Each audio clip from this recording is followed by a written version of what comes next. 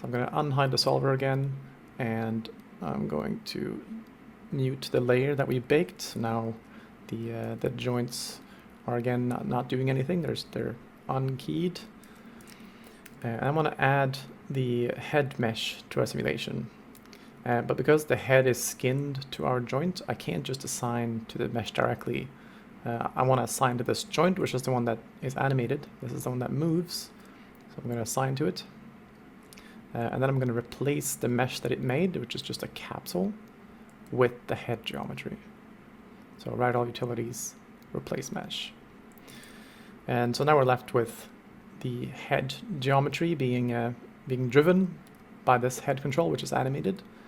The only thing we really need to do is that, well, if I hit play, you'll see that at the moment the head will just fall to the ground because it's it's being taken by gravity and simulated. I don't really want this head to be affected by gravity. I just want it to follow the animation to 100%. To do that, I'm going to change the behavior from the group, which is currently simulated, to animated.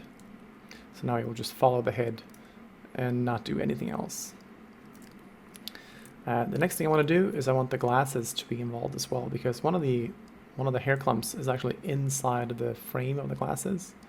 And when I hit play, you see that it sort of passes right through. I'd like to keep them inside the frame. So like before, I need another transform that I can assign to, so that I can replace that transform with the mesh from the glasses.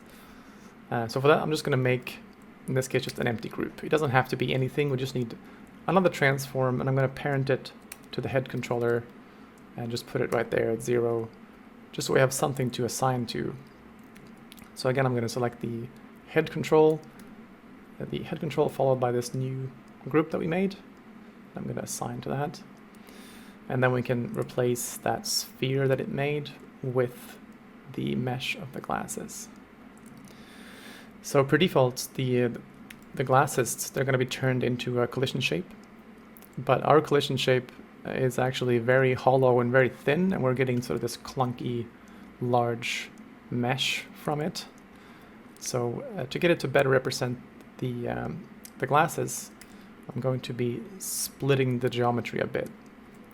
So if I just go to the multi-cut tool, and as soon as I split the glasses, say here, you can already see that now we have 2 shapes to approximate the geometry of the glasses.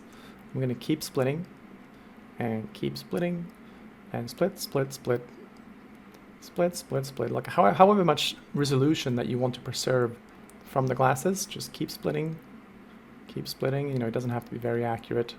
There are no collisions happening in the middle of the frame, so we don't really need to cut here, but just to make it look nicer, I'm going to cut here as well. The center of the glasses, nothing is really passing through, and because there's supposed to be glass in the middle, I'm going to keep our collision geometry in the middle as well, just to make it behave as though there is actually glass in these glasses.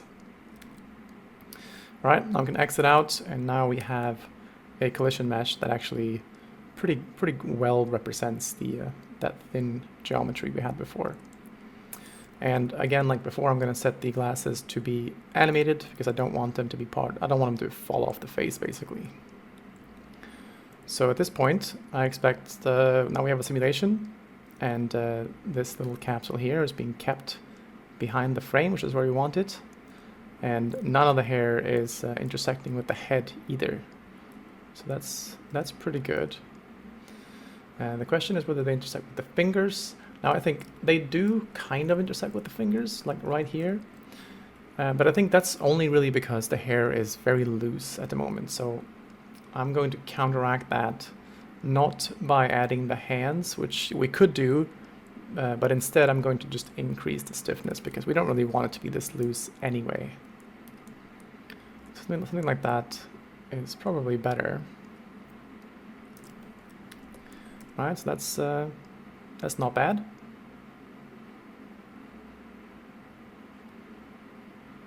All right, great. Let's see what this looks like when I record.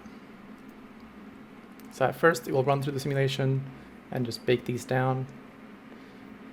And then we'll do the same thing again, but this time baking to the joints.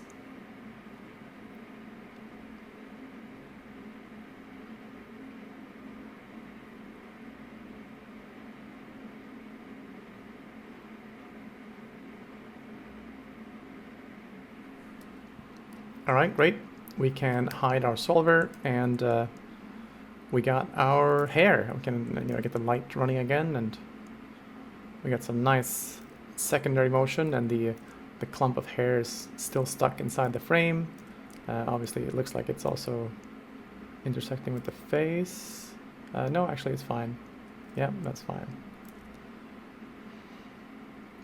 All right, there we go. Now, if you wanted like even more accurate collisions for the hair, you could obviously assign the clump geometry itself to be the thing that collides. Because at the moment we're sort of stuck with these cylindrical, these capsule shapes, and you can see how not all of them are approximating the shape well enough. Some of them are too big, some of them are too small. So sort of as a next high fidelity, like if you needed more accuracy in your contacts, that's something that you could be doing. But let's consider this well enough. So the next step then is to apply some forces. So let's do that.